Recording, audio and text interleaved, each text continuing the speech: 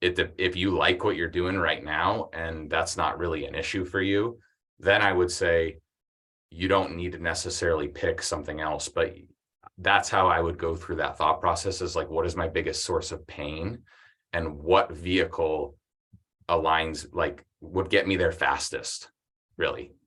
So I for think me, that that was wholesaling. Like if I find a couple deals, you know, in a couple months, then I'm going to replace my income already. So I think that that's excellent. I was actually going to direct right into that next question. So, what was it about wholesaling that you picked, and what type of strategies were you using? And backing that whole thing up, I think your advice of it all starts with the deal is one of the most relevant things. If you take nothing away from the podcast, it's that.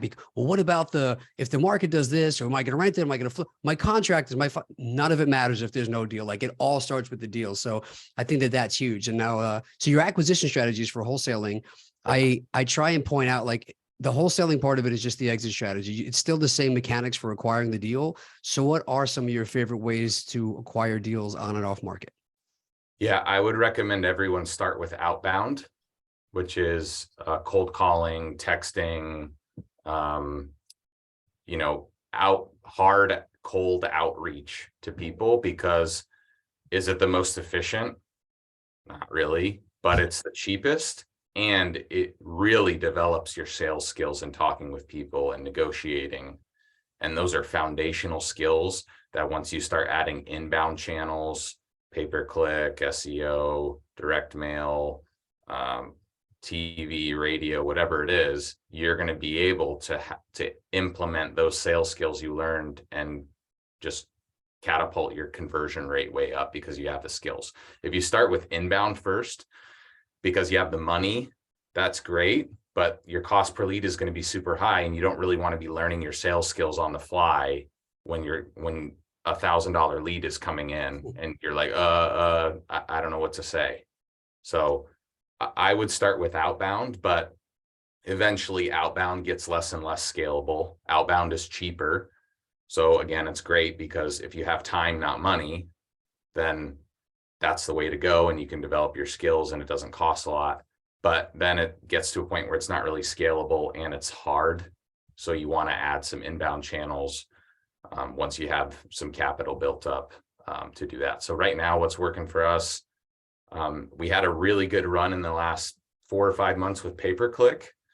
We haven't done TV before, but we're adding that soon. But cold calling and texting still account for over half of our deal flow.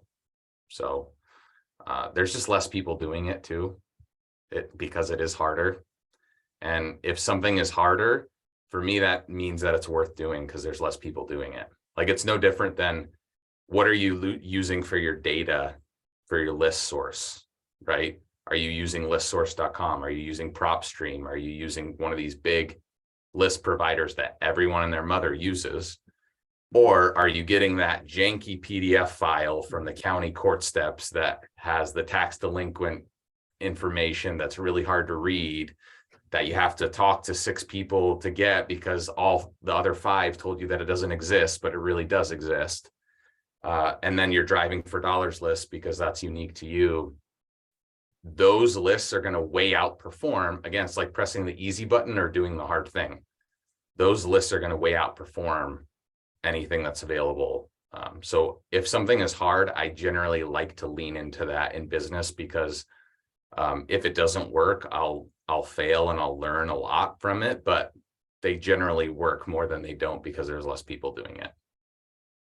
I love that. It's interesting with the market changing. I'm hearing people now talk about, we're not doing off market anymore. Now we're going to realtors. And I'm like, good, go talk to the realtors. And why everybody's now going back on market, I'll go back. So something's always working. You know what I mean? It's just a matter of shifting it around. I haven't had many people come on and talk about driving for dollars. Talk a little bit about how you use that strategy. Yeah. So if our guys now with the team, right, if our guys are going on an appointment with a seller, then they'll take 5 or 10 minutes before or after the appointment just to drive around that neighborhood and know anywhere from 5 to 10 properties. So now we have a list of over 20,000 records of properties that have looked in some sort of physical distress, like, the roof is